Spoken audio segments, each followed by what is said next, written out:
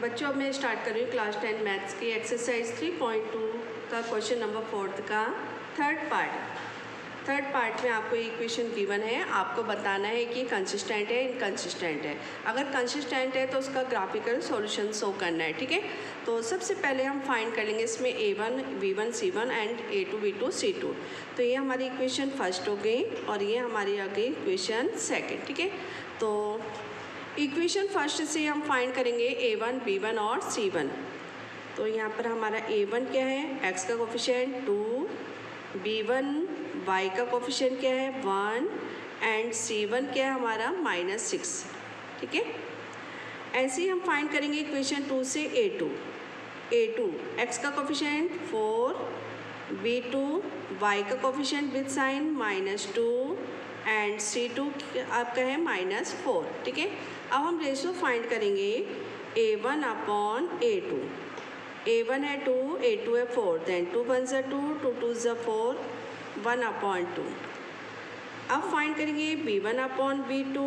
b1 है 1, b2 है -2, तो हमारा ये आ गया -1 अपॉन 2। यहीं पे शो हो रहा है कि a1 अपॉन a2 जो है b1 अपॉन b2 के इक्वल नहीं है, तो अब हमें c1 अपॉन c2 नहीं निकालना पड़ेगा। यहीं पे हमें a1 upon a2 not is equal to b1 upon b2। तो मैं आपको टेबल से शो कर देती हूँ कि जब a1 upon a2 not is equal to b1 upon b2 होता है तो ये कैसा होता है, इक्वेशन कंसिस्टेंट होती है। कंसिस्टेंट यानी कि इसका एक सॉल्यूशन होता है, यूनिक सॉल्यूशन। तो हम लिखेंगे therefore given equation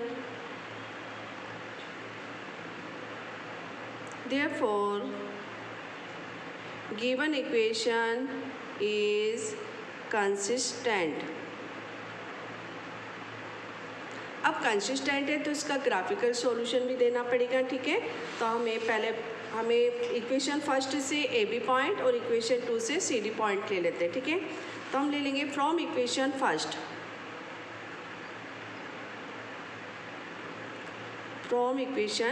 equation first है हमारी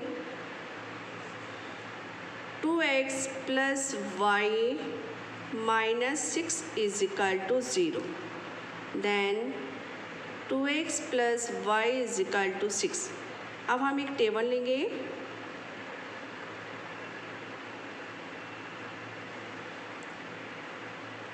x एंड y कोऑर्डिनेट्स लेंगे और इससे हमें ए बी पॉइंट मिल जाएगा, ठीक है।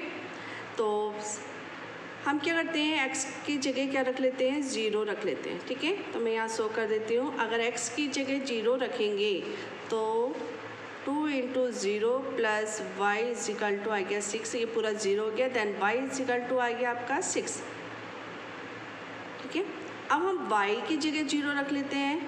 अब y की जगह जब 0 रखेंगे तो पूरा क्या हो जाएगा 0। देन आपका आ जाएगा 2x इज इक्वल टू 6, 2 3 जा 6, then x is equal to 3, x आ गया आपका 3।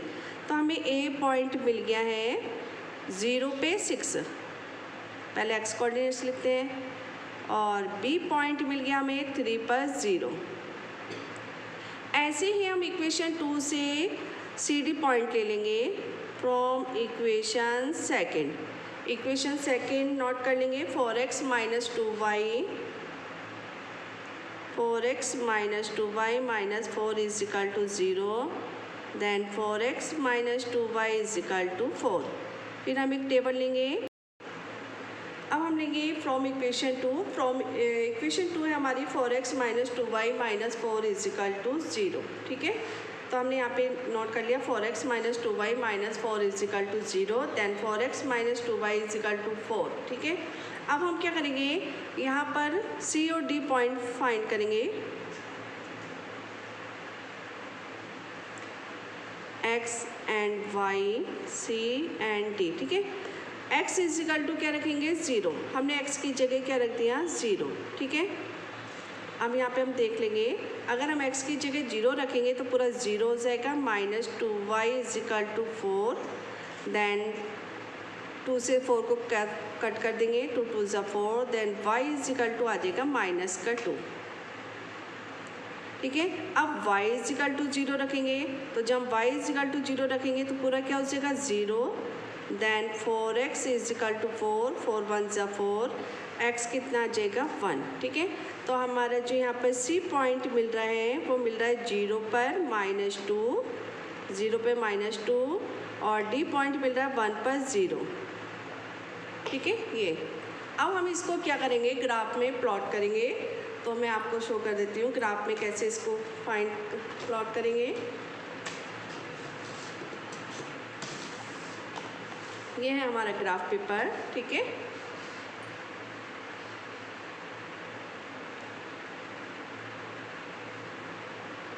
वर्टिकल लाइन शो करती है y एक्सिस को और हॉरिजॉन्टल लाइन शो करती है x एक्सिस को।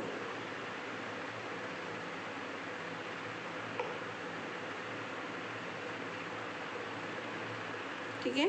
अब हम यहाँ पे देखेंगे पॉइंट हमारे ए में है 0 6 3 0, यानी कि हाईएस्ट जो पॉजिटिव वैल्यू है वो 6 है और नेगेटिव वैल्यू -2 है y की, ठीक है। तो हम 6 तक ले लेते हैं। कहाँ तक लेंगे 6 तक, तो ये आ गया हमारा 1 2 3 4 5 6, 1 2 3 4 5 6, ठीक है।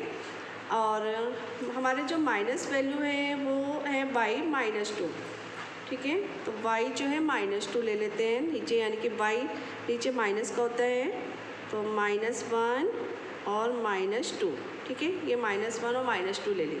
अब हम पॉइंट प्लॉट करेंगे। सबसे पहले हम ए पॉइंट प्लॉट करेंगे। ए है आपका 0 पे 6, ए पॉइंट कितना है 0 पे 6 है, ठीक है।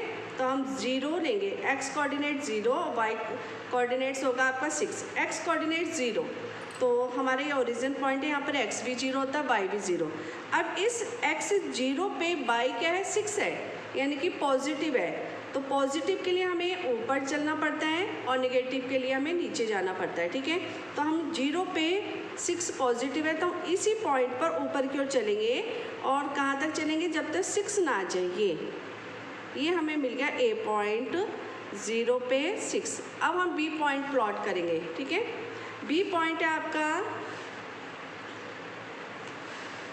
बी पॉइंट है 3 पे 0, यानी कि x कोऑर्डिनेट्स 3 है, y क्या है 0, x कोऑर्डिनेट 3 है, x क्या है 3 है, तो हम 3 पे आ गए, हमारा x कोऑर्डिनेट्स ये 3।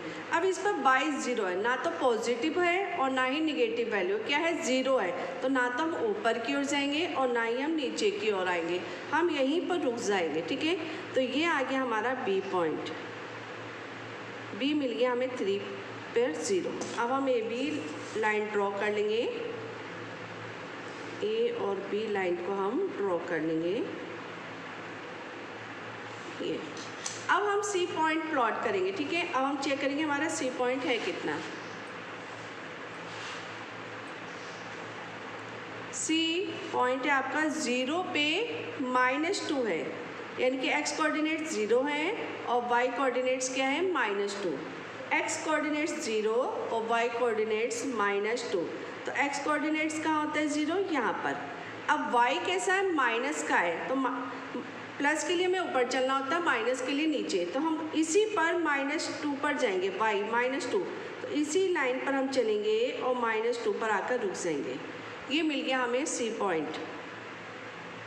सी पॉइंट क्या है 0 पे -2, ठीक है। अब हम लेंगे डी पॉइंट, ठीक है। डी क्या है 1 पर 0, यानी कि x है 1 और y है 0, तो x कोऑर्डिनेट्स 1 है, x कोऑर्डिनेट्स क्या है 1, तो x कोऑर्डिनेट्स हमारा 1 कहाँ है, ये है। अब इस पे y क्या है 0 है, y 0 है, हाँ y है 0, ना तो पॉजिटिव है और ना ही निगेटिव है, ना तो हम ऊपर की ओर जाना है और ना ही हमें नीचे की ओर जाना है, हम यहीं पे रुक जाएंगे। ये हमें मिल गया डी पॉइंट 1 पर 0, ठीक है। अब सी और डी को हम ड्रॉ कर देंगे, सी डी लाइन, सी और डी लाइन को हम अब क्या करेंगे ड्रॉ कर देंगे, सी और डी।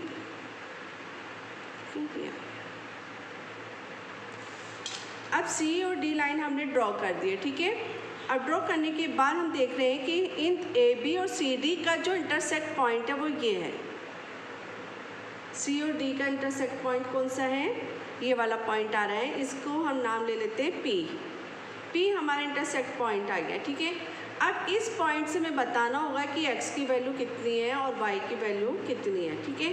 तो x की वैल्यू फाइंड करने के लिए क्या करना पड़ेगा? आपको x एक्सिस पे परपेंडिकुलर खींचना होगा, उससे हमें x की वैल्यू फाइंड मिल जाती है। तो हम जब x एक्सिस पे यहाँ से परपेंडिकुलर खींच रहे हैं तो ये कहाँ पे मिल रहा है? 2 पर, यानी कि x इज इक्वल टू आपका कितना आ गया? 2। अब y एक्सिस की वैल्यू फाइंड करने के लिए हम क्या करेंगे? इसी इंटरसेक्ट पॉइंट से y एक्स, क्योंकि हमें x की वैल्यू फाइंड करनी है तो x एक्सिस पे परपेंडिकुलर ड्रॉ करते हैं, और y की वैल्यू फाइंड करनी है तो y एक्स पे परपेंडिकुलर ड्रॉ करते हैं। कहाँ पे मिल रहा है? 2 पर। तो y की वैल्यू भी आपकी कितनी आ रही है? 2।